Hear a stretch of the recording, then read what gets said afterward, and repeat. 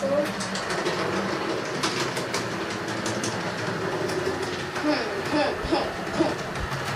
good.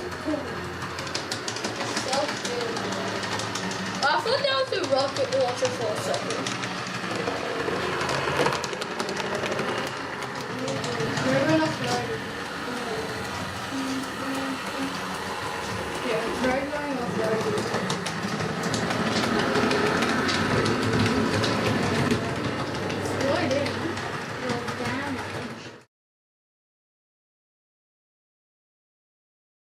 This is a short tutorial about how to make little plaster casts using, in my case, linker system moulds.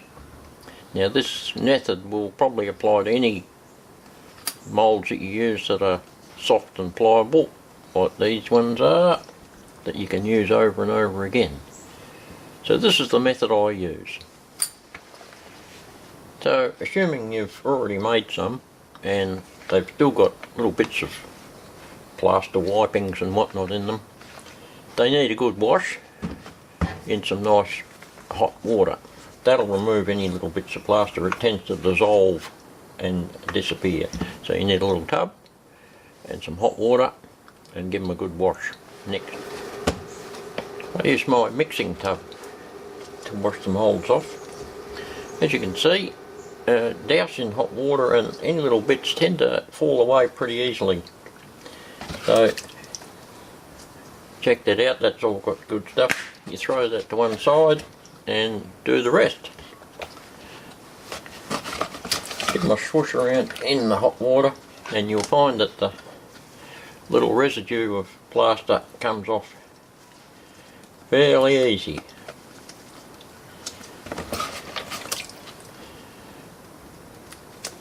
You don't normally need to use any little toothbrushes or scrubbing with it. Sometimes you do. If you've got some obstinate bits in there, it doesn't hurt to give it a little brush.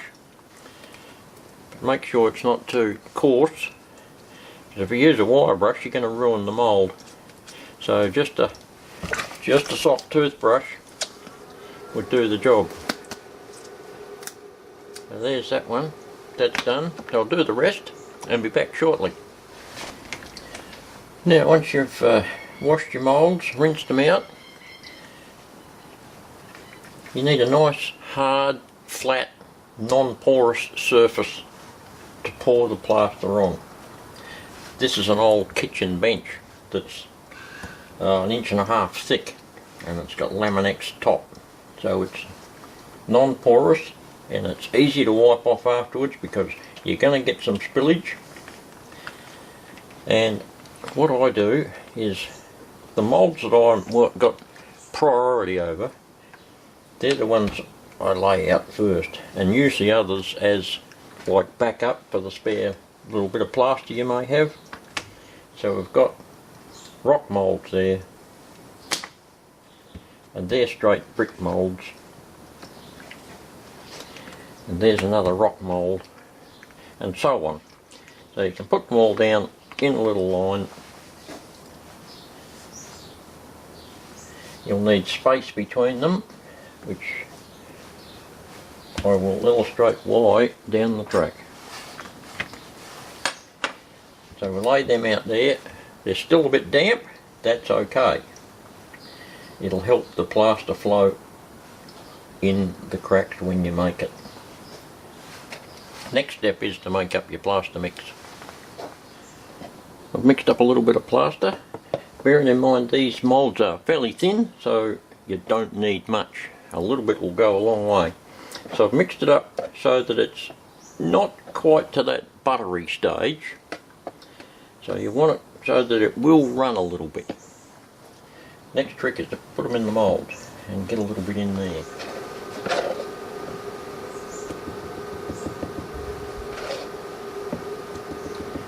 I just use this little spatula.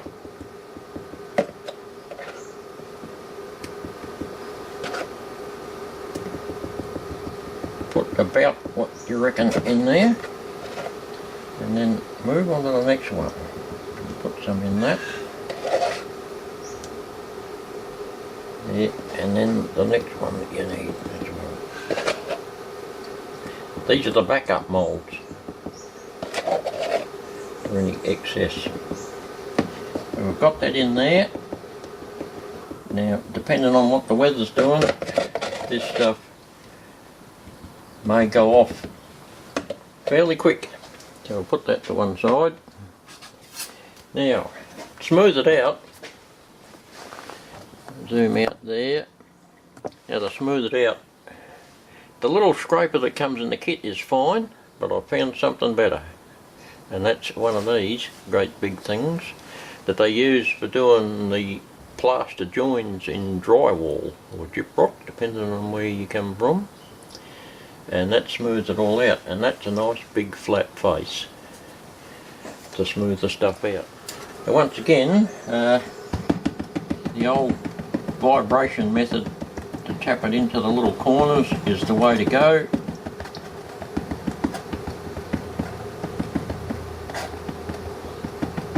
And you can smooth this thing out as you go with this stuff. Now this isn't going to cover a full mould, but that doesn't matter. You can always make more. You bounce it around in there as you go and get rid of those little air pockets in the little joins.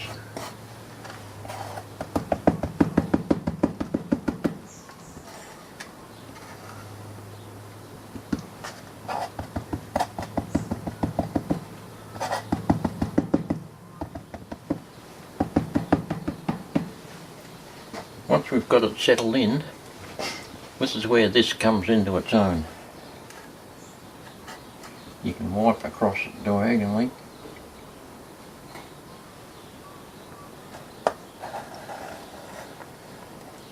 Or straight across.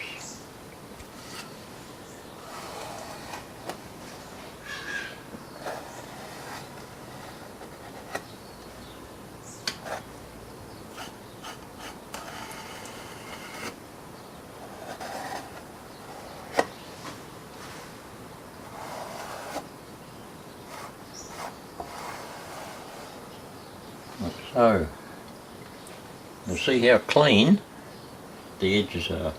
When it comes to popping those things out, they'll already be nice and crisp. So I'll do the others and come back for a recap. Right, so there's our one of our scraped off moulds, and there's our other one.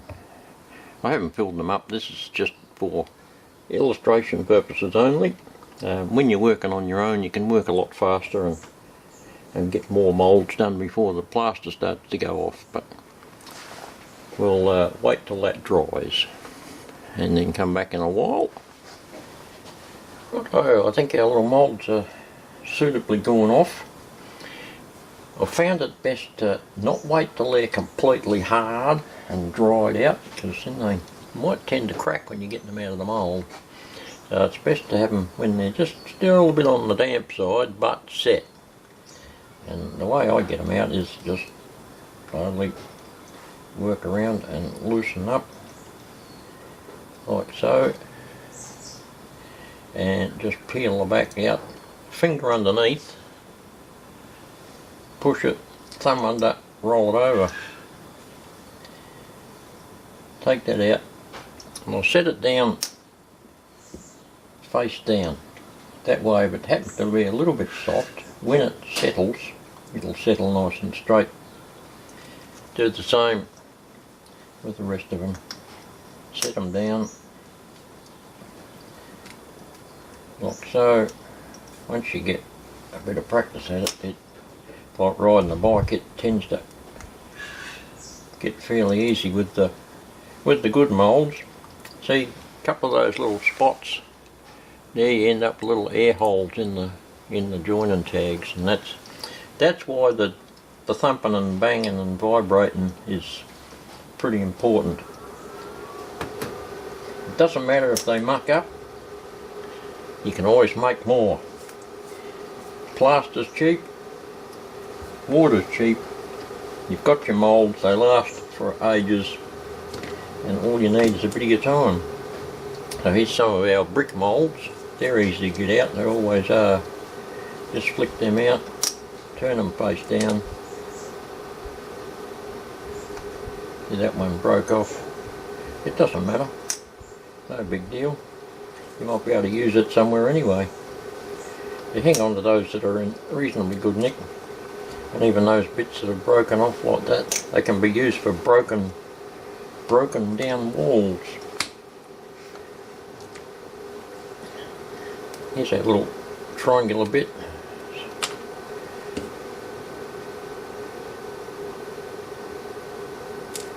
Underneath, roll over, there you go. The other side one can be a bit tricky because it's got that little tang up there, but